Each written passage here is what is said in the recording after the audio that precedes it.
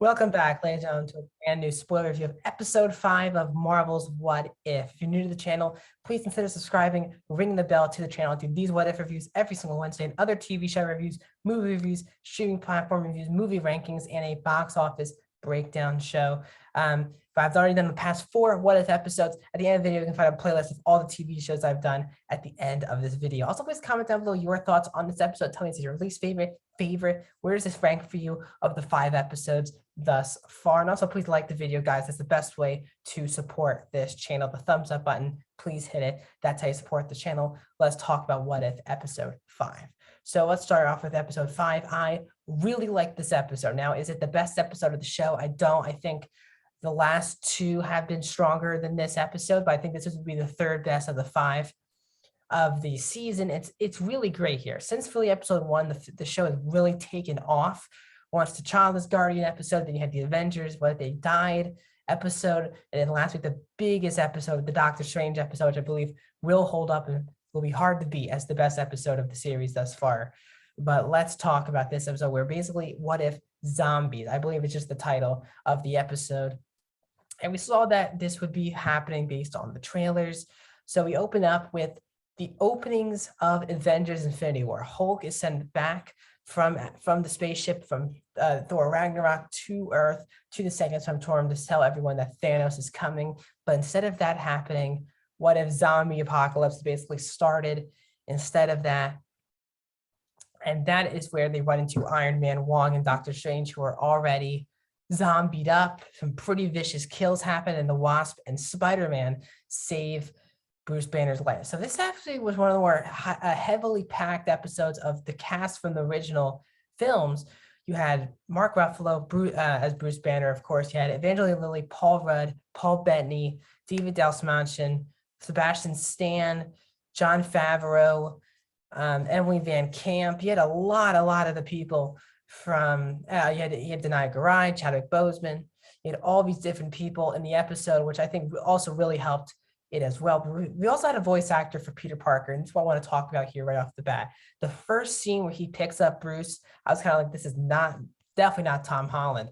And for some reason, throughout the episode, it sounded a lot more like Tom Holland. It was kind of scary how close this was to actually Tom Holland. So good job to that voice actor who really felt seamlessly through the episode. But basically it's basically a zombie sacrifice apocalypse episode where all the Avengers keep sacrificing themselves to get the ultimate cure. On this road, Happy, who has a couple really funny jokes, one about being at the personal chauffeur, the other, the sound he makes every time he uses the Iron Man hand. Really funny stuff. You also had a Bucky versus Captain America fight on the train, which that's kind of my main disappointment with the episode, I would say, is that scene. I thought they could have done a lot more emotionally with that scene. And once Bucky said it was the end of the line, it just felt awkward. It didn't feel emotional or funny at all. It was a bit of an awkward line to have. It was just a quick fight that I needed a little more emotion out of, especially with Bucky versus Cap.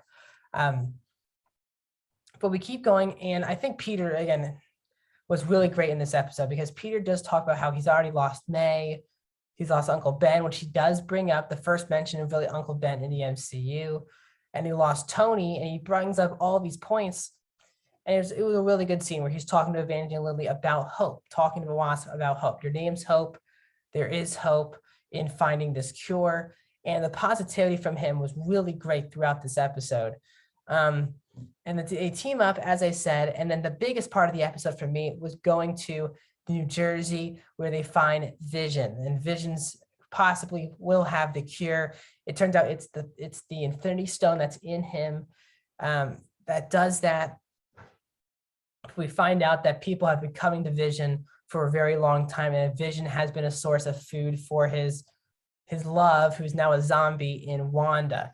And it's a bit of a huge twist on the episode where Bucky's who saves T'Challa. His leg is off, he doesn't have one of his legs. And Wanda is evil Wanda with the zombie Wanda. It's really interesting stuff, really great visually to look at. It does make sense. Vision would not want to kill Wanda, even if she was a zombie. And again, they keep showing how truthful and amazing their love is. Vision, even though she is a zombie and probably won't be able to come back alive, she is still his love, and that's why he can't kill her. He does bring Ant-Man back to life, and we saw in the opening what caused all of this was the events of Ant-Man and the Wasp, where Hank Pym goes back to save his wife from 30 years in the quantum realm, and this time Janet Van Dyne contracts the virus that sets off the zombie apocalypse. And Ant-Man was killed in that flashback, but now we see that his head, and Paul Rudd is back making dad jokes in the end of this episode. Very, very fun to see just his head and his cloak picked him up. On this journey, Winter Soldier, he sacrifices himself, and Hulk sacrifices himself.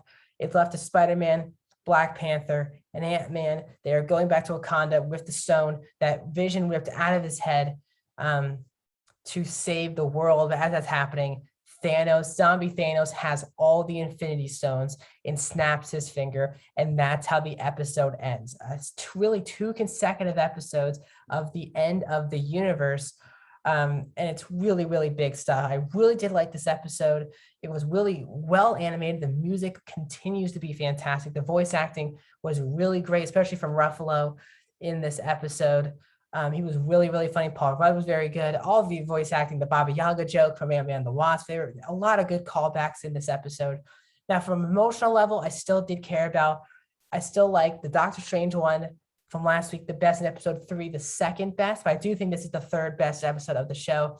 I'm really loving What If every single week. I know it's only 30 minutes, but I love animation. I love that the MCU is diving into animation. And I'm going to be here the next 4 weeks. I believe that there's 9 episodes in this opening season, and we are at episode 5. So the next 4 weeks here, every single Wednesday, you can find my spoiler breakdowns of the show. You can see my TV show review playlist. I've done all the Marvel shows: WandaVision, Falcon and the Winter Soldier, Loki, and now What If. You can find that. Also, if you want to find my reviews of Shang-Chi, that's also right above here. You can also find another video as well. Please subscribe. I'll see you guys soon.